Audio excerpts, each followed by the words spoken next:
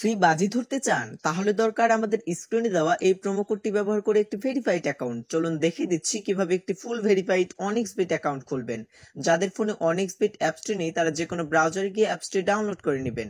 এখানে স্ক্রিনে দেখতে পাচ্ছেন লগইন এবং রেজিস্ট্রেশন নামে দুইটি অপশন রয়েছে। এখানে রেজিস্ট্রেশন অপশনে যাবেন, এরপর এখানে দেখতে পাচ্ছেন কিছু অপশন দেওয়া রয়েছে। আপনি এখানে ইন অন অপশনে চাপ দিবেন, তারপর এখানে যেমন আছে তেমনই দেখাবে। প্রোমো কোডের ঘরে লিখবেন BNP22। আমি আবারও বলছি BNP22। প্রোমো কোডটি বসালে 24 ঘন্টার ডিপোজিট এবং উইথড্র করতে পারবে। প্রতি সপ্তাহে বোনাস সহ অ্যাকাউন্ট খুললে 100% বোনাস পাবেন। এরপর খালি ঘরে টিক দিয়ে রেজিস্ট্রেশন বাটনে ক্লিক করুন। এরকম রোবট ভেরিফিকেশন চাইলে তো সফলভাবে করে নেবেন। এই যে দেখুন, আমাকে আইডি এবং পাসওয়ার্ড দেওয়া হয়েছে। এই আইডি এবং পাসওয়ার্ড অবশ্যই স্ক্রিনশট নেবেন অথবা কপি করে রাখবেন। তারপর নেক্সট বাটনে চাপ দিবেন। দেখুন অ্যাকাউন্ট খোলা হয়ে গেছে।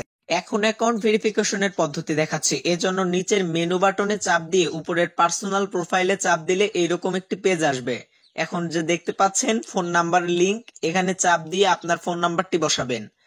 এরপর নেক্সট বাটনে ক্লিক করলে আপনার ফোন নাম্বারে একটি ওটিপি কোড যাবে এবং এই কোডটি এখানে বসাতে হবে এবং নিচের কনফার্ম বাটনে ক্লিক করতে হবে। এখন এন্টার ডিটেলসে চাপ দিবেন। এখানে সকল তথ্য ন্যাশনাল আইডির সঙ্গে মিল রেখে পূরণ করতে হবে। এখানে আপনার নামের প্রথম অংশ লিখবেন, তারপর শেষের অংশ লিখবেন। এরপর জন্মসাল, মাস এবং জন্ম তারিখটি লিখবেন। প্লেস অফ বার্থ মানে কোথায় জন্মগ্রহণ করেছেন তা লিখবেন। এরপর রিজিয়ন সিলেক্ট করে বাংলাদেশ সিলেক্ট করবেন। এরপর সিটিতে ঢাকা, রেসিডেন্সে আপনার জেলাটি লিখে দিবেন। ডকুমেন্ট টাইপ সিলেক্ট করে এখন ন্যাশনাল আইডি সিলেক্ট করবেন এবং সিরিজের ঘরে অন লিখবেন। ডকুমেন্টের ঘরে আপনার এনআইডি নাম্বারটি লিখবেন। এরপর ডেট অফ ইস্যু এর জায়গায় আইডি কার্ডের উল্টো পাশে ডেট অফ ইস্যু দেওয়া আছে সেটি বসিয়ে দেবেন। ইস্যু বাই এর ঘরে বাংলাদেশ গভর্নমেন্ট লিখে দিবেন। সবকিছু ঠিকঠাক থাকলে পাশে থাকা আইকনে ক্লিক করব এবং ক্লিক করার মাধ্যমে আমাদের অ্যাকাউন্টটি ভেরিফাই করা হয়ে যাবে। এখন আমরা দেখব কিভাবে অ্যাকাউন্টে টাকা ডিপোজিট করা যাবে। এখানে উপরে দেখা যাচ্ছে ডিপোজিট বাটন, সেখানে ক্লিক করব এবং আপনারা দেখতে পাবেন এখানে টাকা ডিপোজিট করার অনেকগুলো অপশন রয়েছে। তো আমি আপনাদের দেখিয়ে দিচ্ছি কিভাবে এই পেমেন্ট মেথড ব্যবহারের মাধ্যমে ডিপোজিট করবেন। আমি এই অপশনের উপর ক্লিক করলাম। এরকম নতুন একটি পেজ দেখতে পাবেন। এখানে আপনারা যত ইচ্ছে তত টাকা ডিপোজিট করতে পারবেন। এখন কোন নাম্বারে টাকা পাঠাবেন সেটা ভাবছেন? ওই যে উপরে দেওয়া আছে নগদ ওয়ালেট নাম্বার, এখানে নাম্বারটি কপি করে নেবেন। আগে জানিয়ে রাখি এই নাম্বারটি প্রতিবার পরিবর্তন হয়, তাই টাকা ডিপোজিট করার আগে নাম্বারটি কপি করে নেবেন। নাম্বার কপি করা হলে সরাসরি নগদ অ্যাপে চলে যাবেন এবং ক্যাশ আউটের মাধ্যমে কপি করা নাম্বারে টাকা পাঠাবেন। টাকা পাঠানো হয়ে গেলে এরকম একটি পেজ চলে আসবে। এখান থেকে ট্রানজ্যাকশন আইডিটি কপি করে অ্যাপে চলে আসবেন এবং যেই নাম্বার থেকে টাকা পাঠানো হয়েছে তা লিখবেন এবং পরের অপশনের আগেই কপি করা ট্রানজ্যাকশন আইডিটি লিখবেন।